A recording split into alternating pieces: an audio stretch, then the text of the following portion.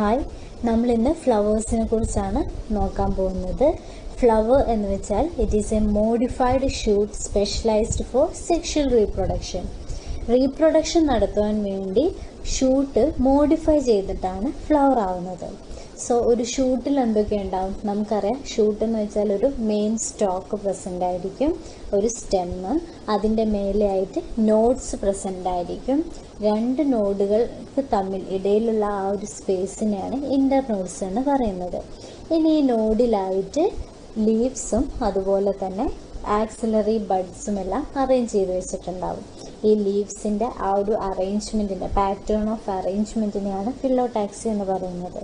So ഒരു ഷൂട്ടിൽ nodes ഉണ്ടാവും, നോഡ്സിലായിട്ട് leaves arrange ചെയ്ത് വെച്ചിട്ടുണ്ടാവും. സോ ഇതുപോലെ തന്നെ നമ്മൾ പറഞ്ഞു ഷൂട്ട് മോഡിഫൈ ചെയ്തിട്ട് ഫ്ലവർ ആവുന്നതാണ്.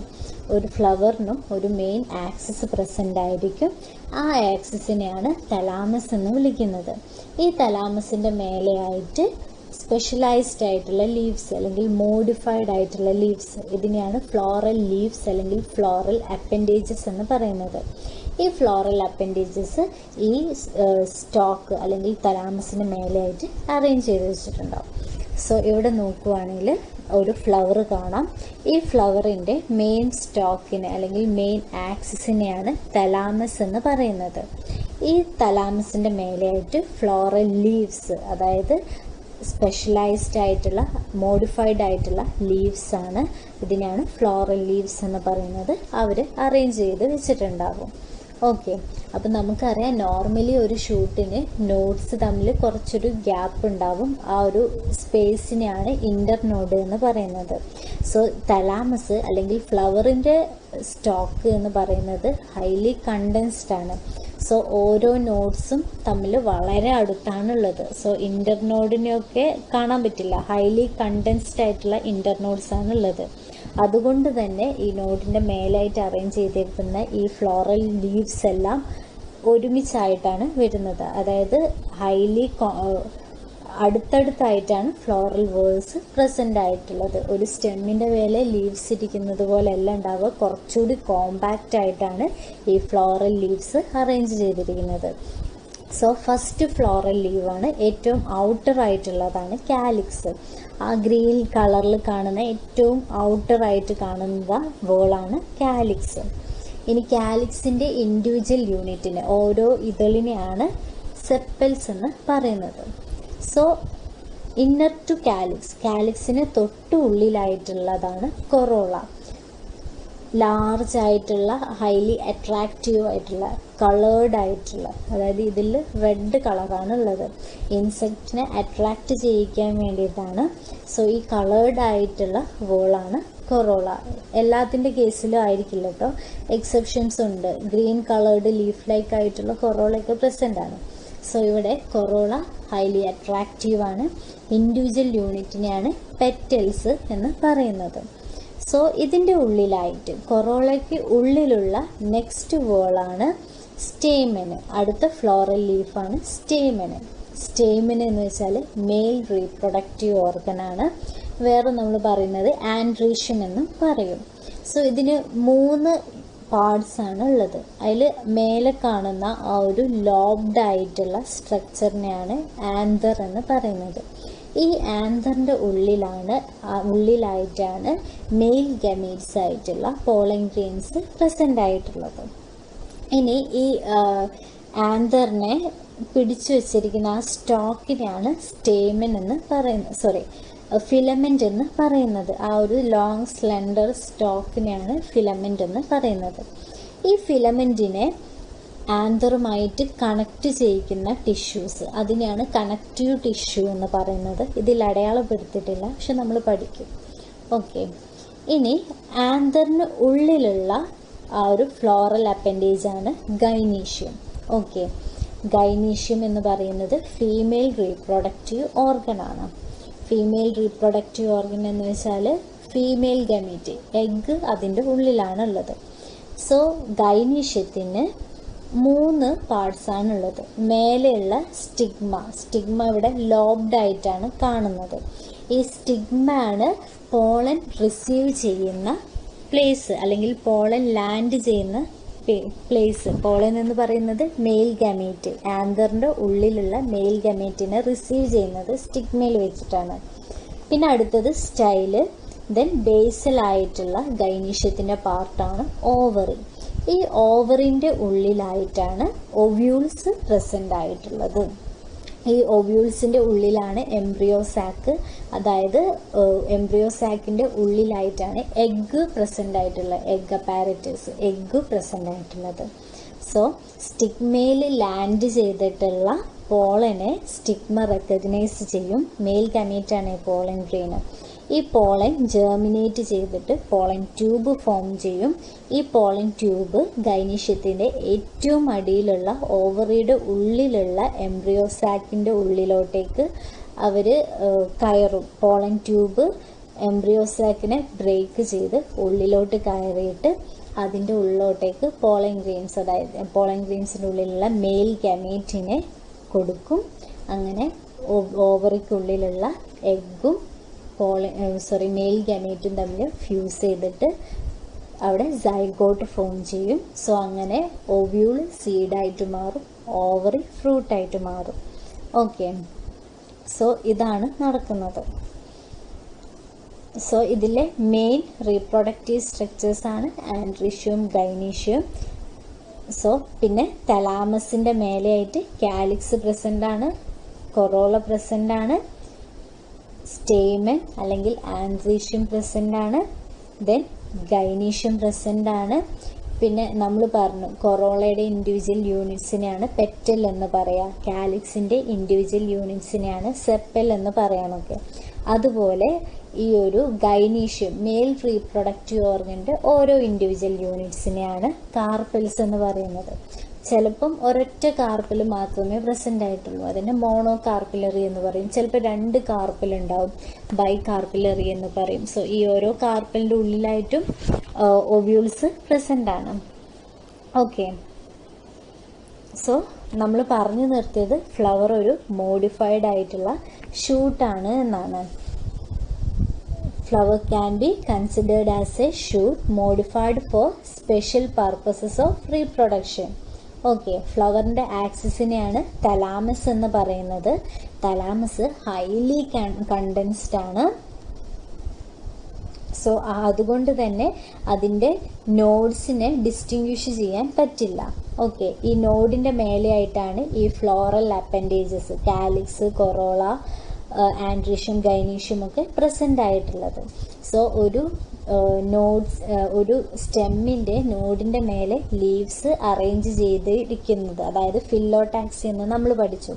അതുപോലെ തന്നെയാണ് ഇവരും, അതായത് ഒരു തലാമസിൻ്റെ മേലെ ഫ്ലോറൽ ലീവ്സും അറേഞ്ച് ചെയ്ത് വെച്ചിരിക്കുന്നത്. ചിലത് സൈക്ലിക് ആയിരിക്കും, കോമൺലി സൈക്ലിക് ആണ് ഉണ്ടാവുക, അതായത് ഓരോ സ്ട്രാറ്റയായിട്ട്.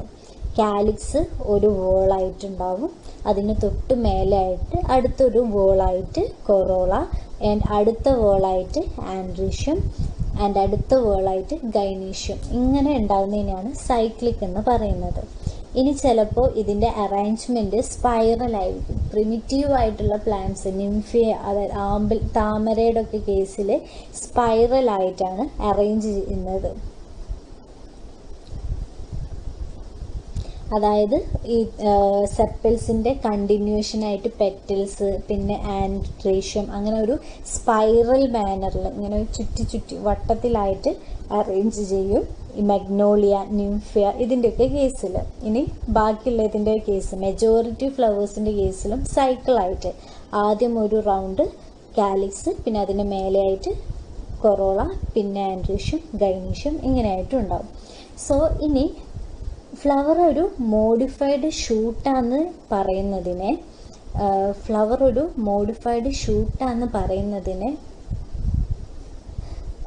വിലയിരുത്തുന്ന കുറച്ച് ഫാക്ട്സ് ഉണ്ട്.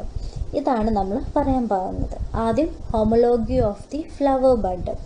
ഒരു ഫ്ലവർ ബഡിൻ്റെ ഹോമോളോഗി, അതിനെക്കുറിച്ചാണ് പറയുന്നത്. സോ ഒരു ഫ്ലവർ ബഡ് എന്ന് പറയുന്നത് നമ്മുടെ വെജിറ്റേറ്റീവ് ബഡിന് പോലെ തന്നെയാണ്. വെജിറ്റേറ്റീവ് ബഡ് എന്ന് വെച്ചാൽ എന്താണ്?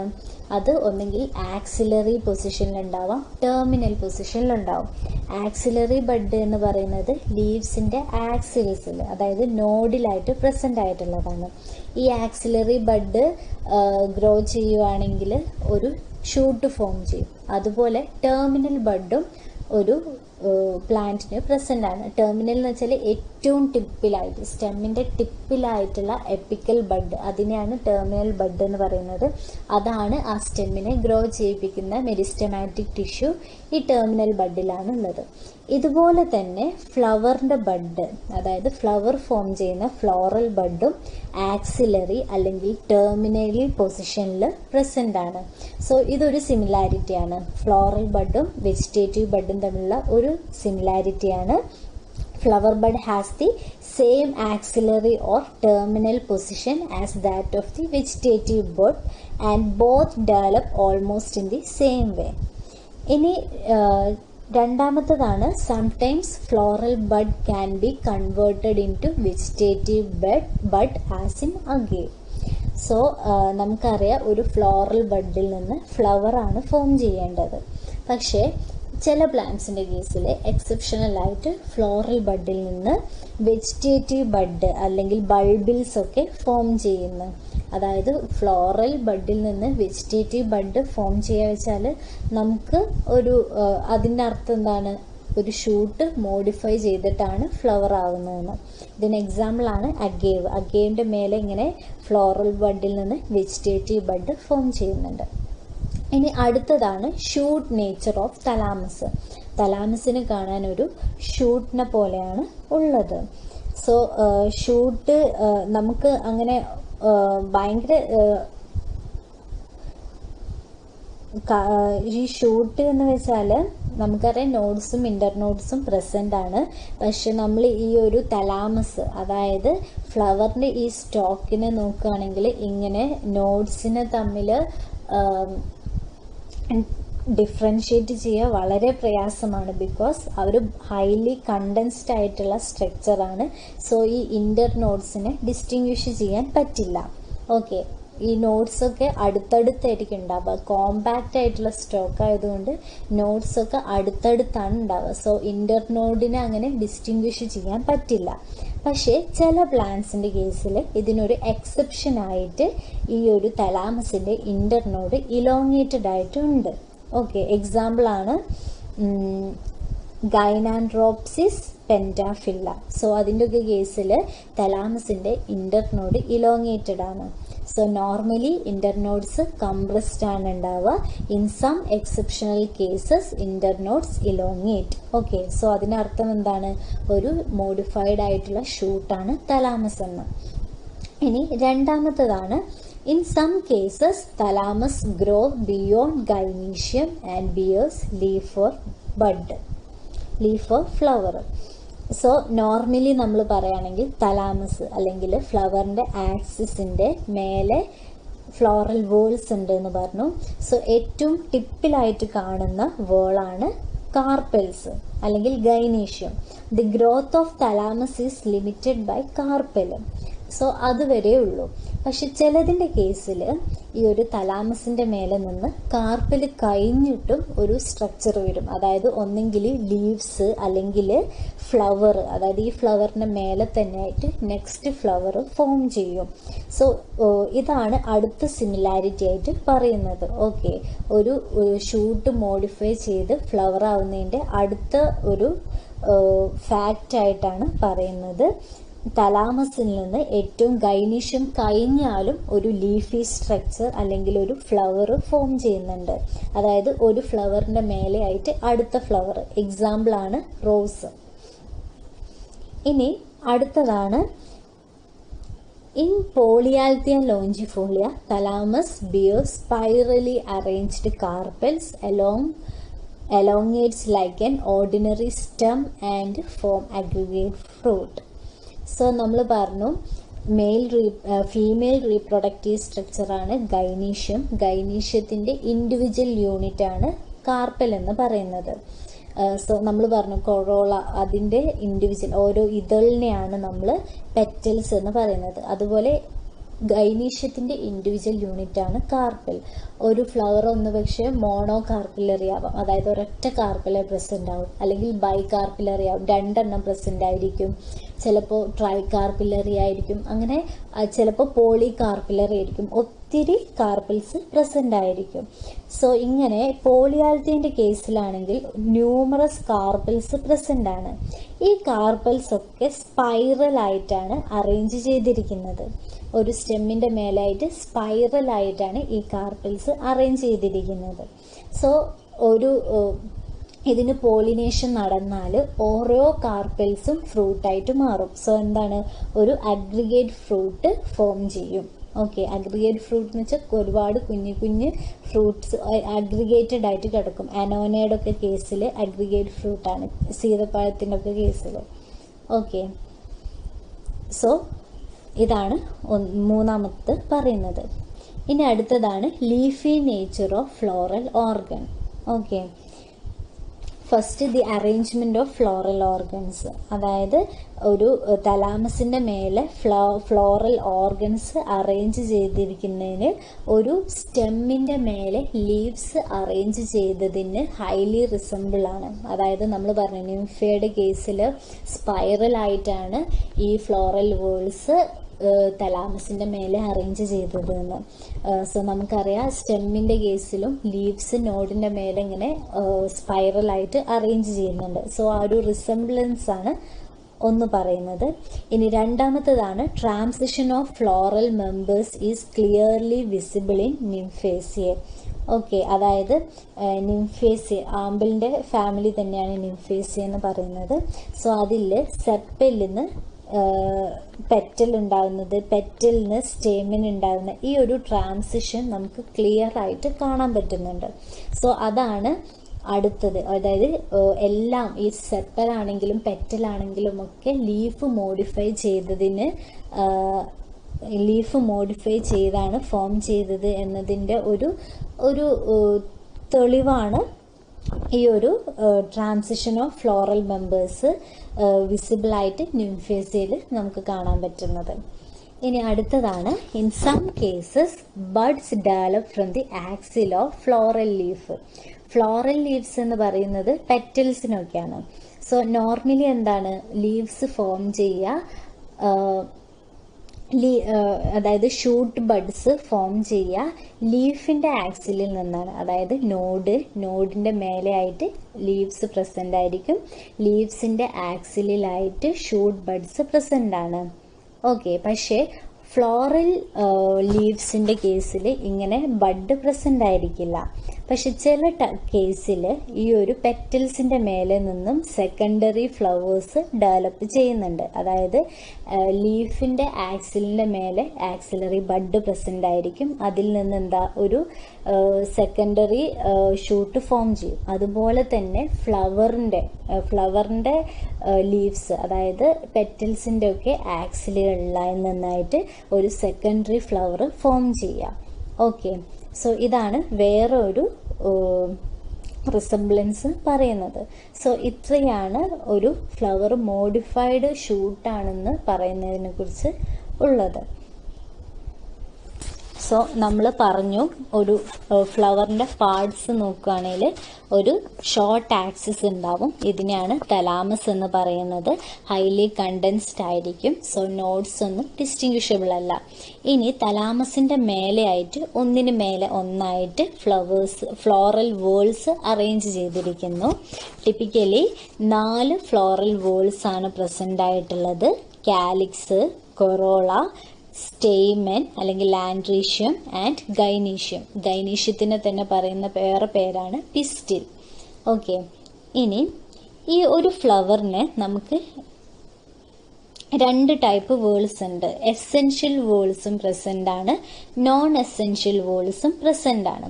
സോ നമ്മൾ പറഞ്ഞു ഒരു ഫ്ലവറിന്റെ മെയിൻ ഫംഗ്ഷൻ എന്ന് പറയുന്നത് റീപ്രൊഡക്ഷൻ നടത്തണം. സോ റീപ്രൊഡക്റ്റീവ് ഓർഗൻസ് ആണ് എസെൻഷ്യൽ വേൾസ് എന്ന് പറയുന്നത്. അതായത് ആൻഡ്രീഷ്യം മെയിൽ റീപ്രൊഡക്റ്റീവ് ഓർഗൻ അല്ലെങ്കിൽ ഗൈനീഷ്യം ഫീമെയിൽ റീപ്രൊഡക്റ്റീവ് ഓർഗൻ. ഇത് രണ്ടുമാണ് എസെൻഷ്യൽ വേൾ.